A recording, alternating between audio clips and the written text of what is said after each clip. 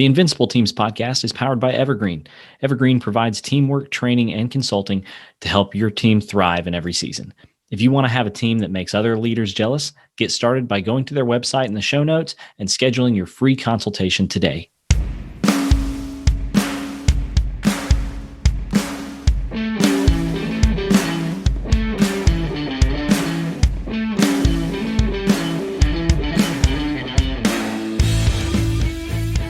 Welcome to Invincible Teams, a podcast for team leaders and business owners who are tired of dealing with drama and politics, high turnover, and teams not meeting their potential.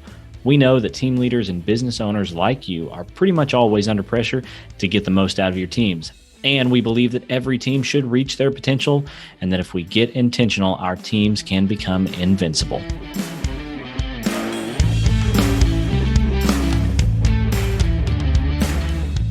Welcome back to the Invincible Teams podcast. I'm your host, Ryan Mayfield. And I am Alexis Gervin, super excited about this content that we're talking about today. It is very exciting. What we're talking about today is what we're calling the pioneer paradox. And if you haven't already listened to our conversation on 5 voices, I need you to go ahead and pause this one and go back and listen to that one, because I promise you this will not make any sense whatsoever without listening to that episode first. So if you've done that now, and now you're back here listening to the pioneer paradox, this content I think is going to be really, really powerful. The idea here is that pioneers, while they do make up a very small percentage of the population, they do have the loudest voice, as we say, the most impactful sometimes. They're the ones that are a lot of times out front, and we see a lot of them. And I think there's this thing where for the rest of people, and the rest of people, majority being nurturers, almost this burden, right, on people to be like that pioneer that they see, to try and emulate that and work like that person and do the things that that pioneer does, right? Mm-hmm.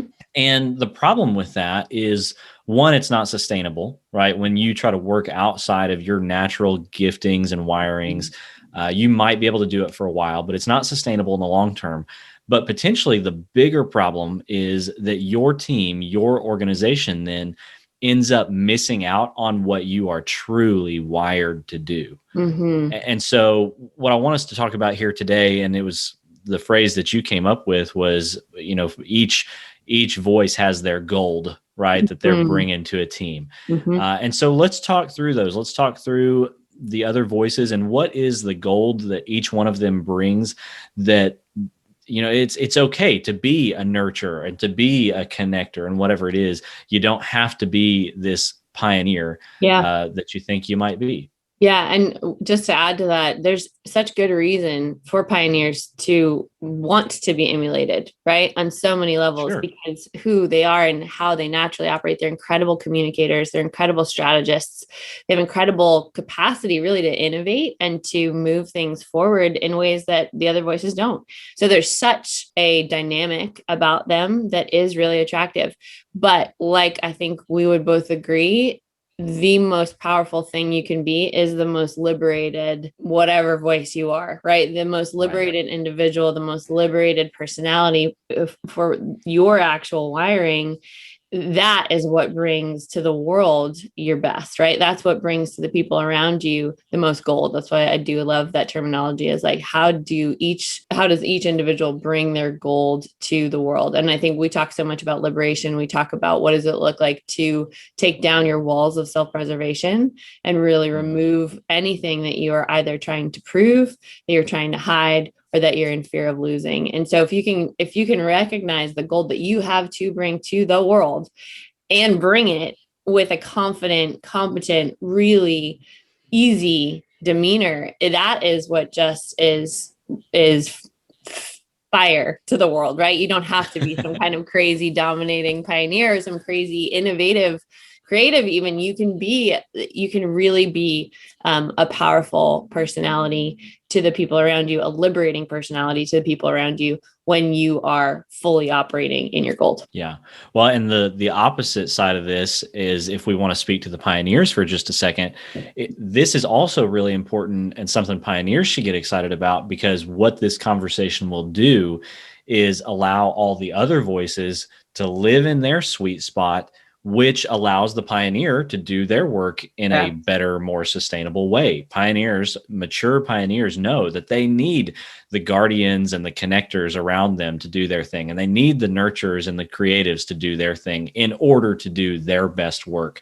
And so this whole conversation, it's totally about freeing up each voice to do the best work that they can do. Yeah, right? 100%. Amen. Amen. Let's go for it. Awesome. Well, so, we discussed, I am a guardian nurturer and you are kind of the creative connector. And so let's just take each one of those and we'll talk about the ones that we're kind of most familiar with, and the other person can chime in on those, as we go. So does that sound all right? Yeah, that's great. So the nurturer, when we talk about what gold does the nurturer bring, rather than trying to be this pioneer, strategic visionary, right? The nurturer can really, if they'll be able to not do that and not think that they have to do that, that will give them space to do the things that the people within the organization or the people that the organization is serving really need them to do, to ask the questions about, how is Mike, right, going to react to this? And we need to do this in such a way to consider what's going on in this person's life. And so the gold that they really bring is reminding the rest of the team that real people are involved in this. And what do we need to be considering for the sake of those people? Would you agree? Yeah, no, I totally would. I think that they have some of the most powerful capacity to actually identify what people need to then allow those people to do the best work. And so again, if we're sort of looking at it through the lens of the pioneer, when you have nurturers fully functioning and fully liberated and fully feeling valued because of what they bring, then they really are the ones who are actually allowing the rest of the team to bring their gold, because they are caring really well for those people. And so, yeah, I think that you hit the nail on the head as far as the nurturer goes. Awesome. Well, let's look at the creative then. What is the gold that the creative can bring whenever their hands aren't full of, pioneer tasks? Yeah. Well, what we know about creatives is that they are the ideas people, right? Like they are some of the best ideators, some of the most out of the box thinkers on the planet, but they're also some of the most perfectionistic.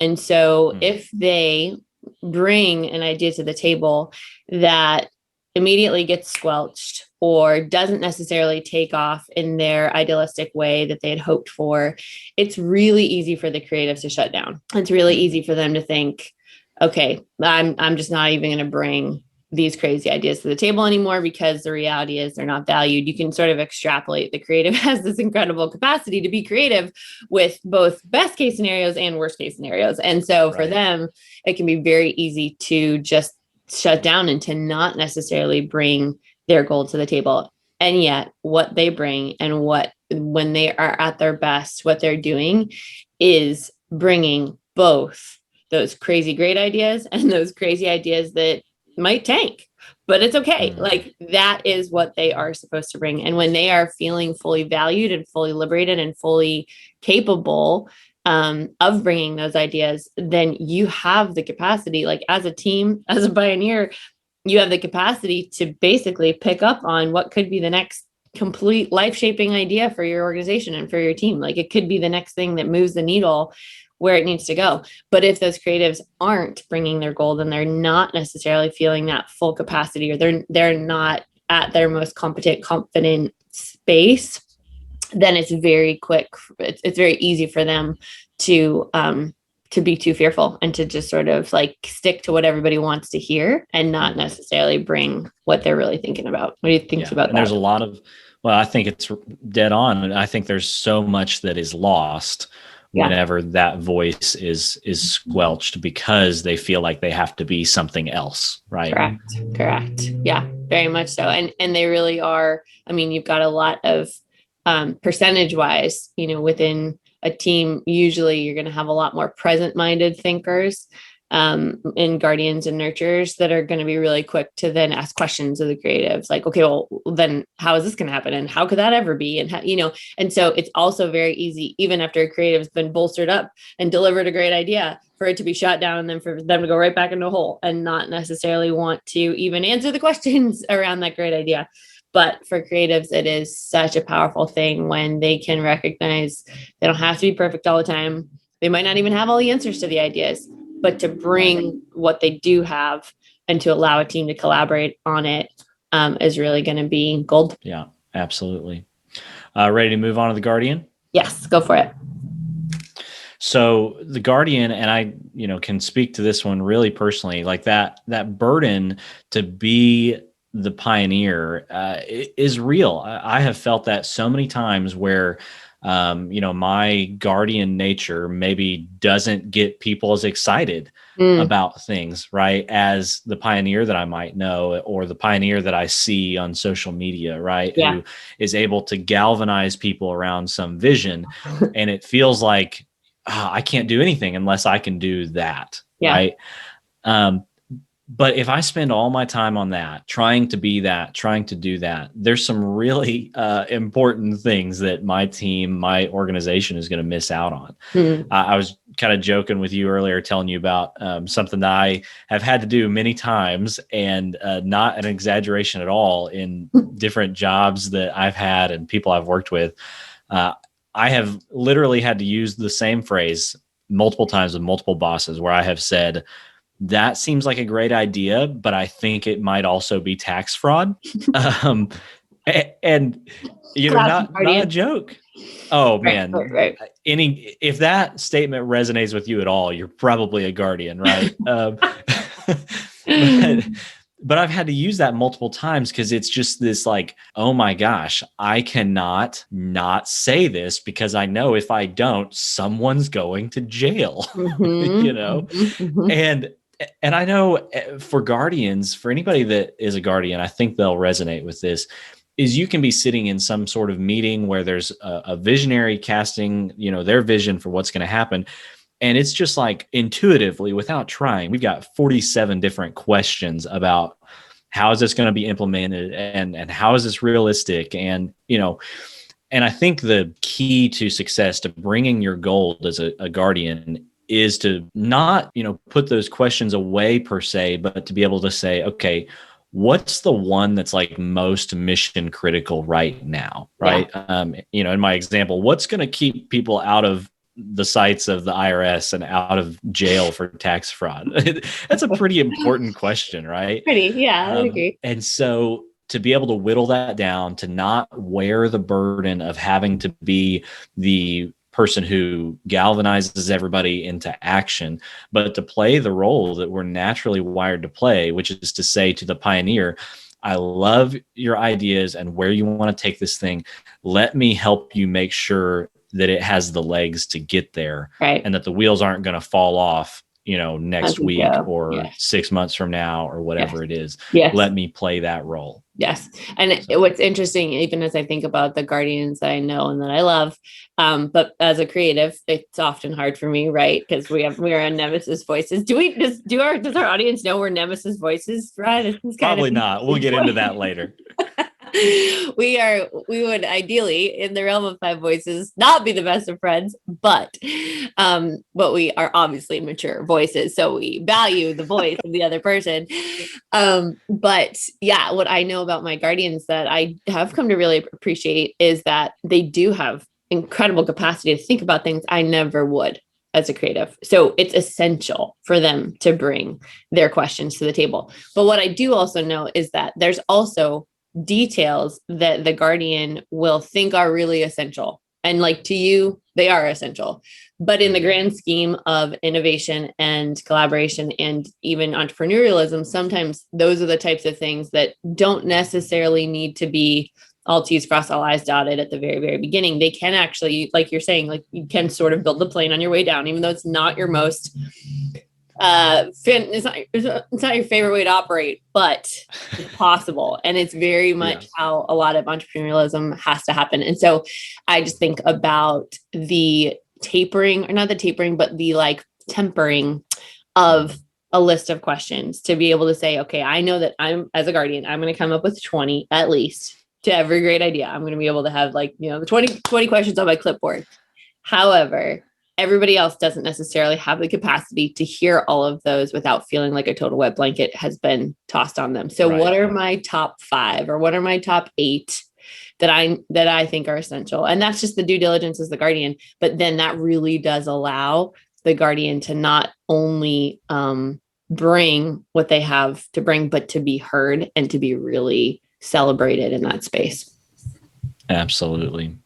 Okay, let's look at the connector. Whenever a connector is not, wearing the burden of being a pioneer as well, what is the gold that they can bring to their team? Yeah, it's so funny. Even as you're saying that, I just got chills because I thought about, I have that tendency as a creative connector pioneer. Very often I can feel like if my pioneer isn't leading, like if I'm not doing the work that I think I should from a pioneering space, I fall into that trap very often. Then I just don't think I'm bringing my gold. And yet I just had a moment this past week at the conference that I was at where I was in sheer connector mode. And it was so life-giving, both to the people that I was connecting and to myself. So this is just very real for me.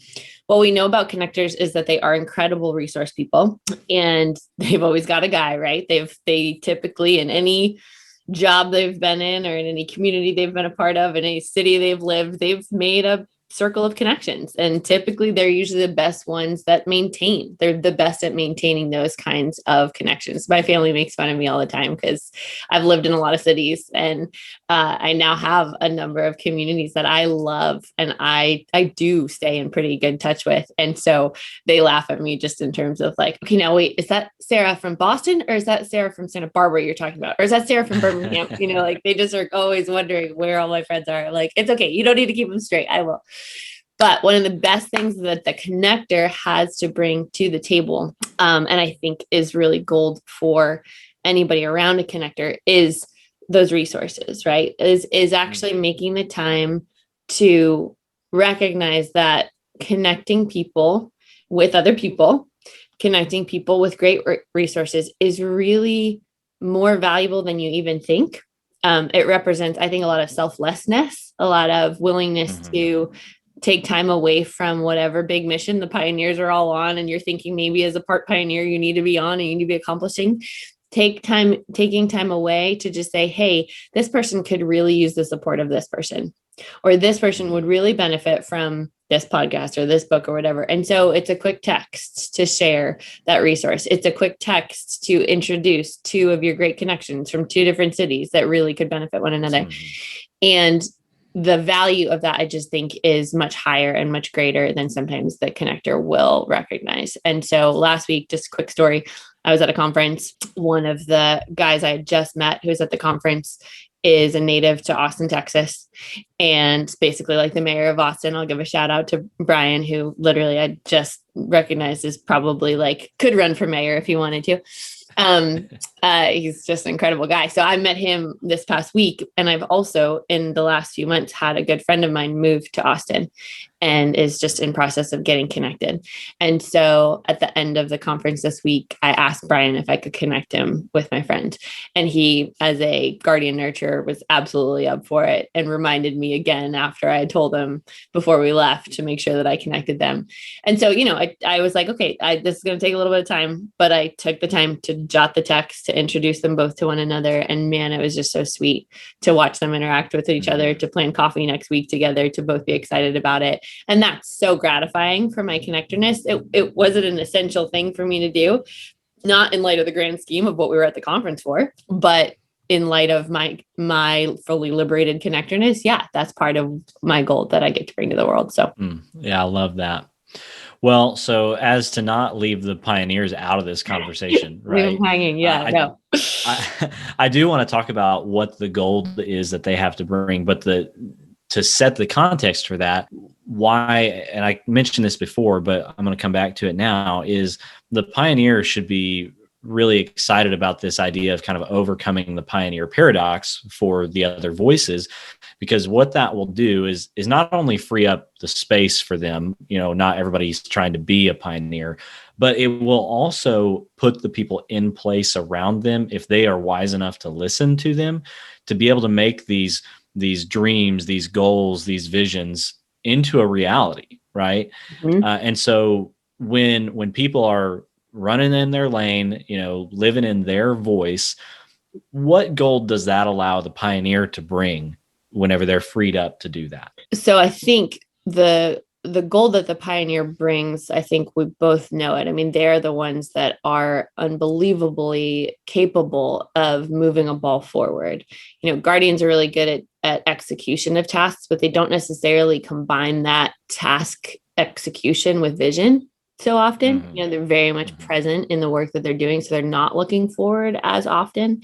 The pioneer has this incredible, uncanny capacity to both see the future and also know what needs to happen now in order to move into that future. And so I think, them recognizing their gold isn't too hard, but what I will often say to the pioneer is that part of their gold is actually affirming and celebrating the people around them that are helping them get to that goal, that are helping them get to the mission.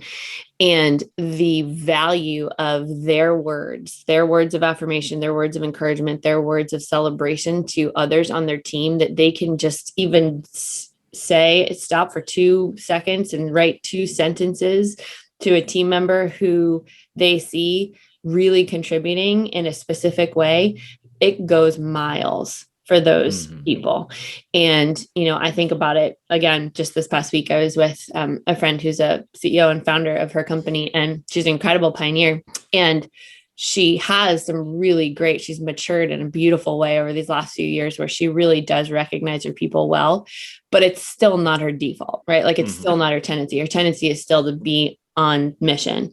And so we were just kind of hanging a little bit before we left the conference. And I said, okay, after this, work that she's just had her sales team come and do at this conference, I said, why don't you just take a couple minutes and brainstorm with me one thing specifically about each of your sales team members that you can recognize and that you can really celebrate. She was like, okay. So we went right to it. We brainstormed through, and I said, okay, now I want you to actually take the time on your flight home and jot a little handwritten note to each one of them, put it in the mail, and let them hear from you, from their CEO, who they just all created these fantastic presentations for, basically, because she was in the room. Share that with them.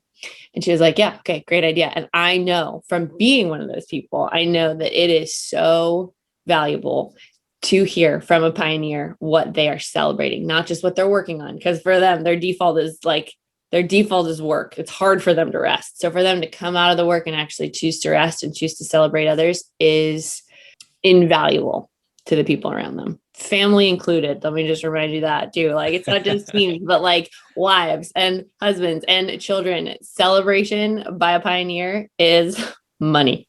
Yeah.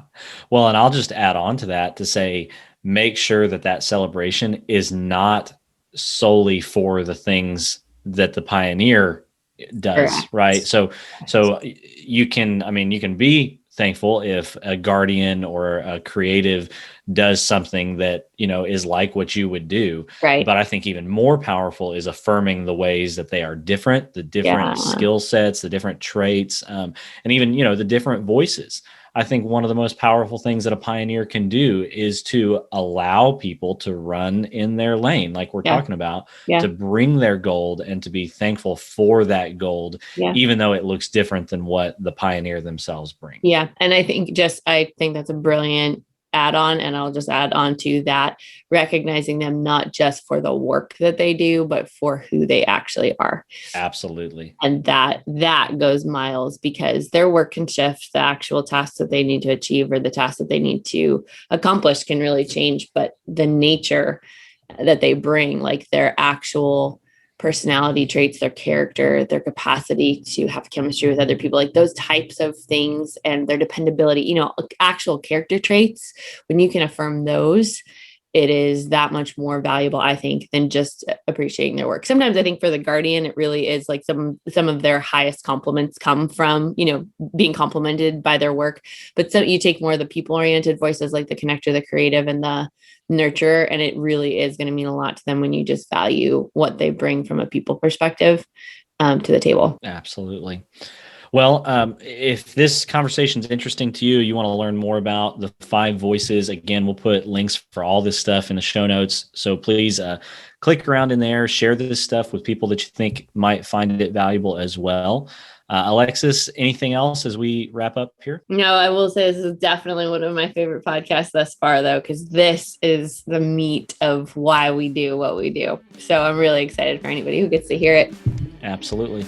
All right. Thanks for listening. We'll see you on the next episode of Invincible Teams. Thanks for listening today to the Invincible Teams podcast. Please consider giving us a rating and a review on whatever podcast platform you are currently using. If you think today's content might be useful for someone you know, please consider sharing it with them. Just a reminder that the Invincible Teams podcast is brought to you by Evergreen. Evergreen provides teamwork training and consulting to help you eliminate office drama and turnover and help you get the most out of your team. Thanks again for listening, and like we always say, we believe that every team should reach their potential, and that if we get intentional, our teams can become invincible. See you next time.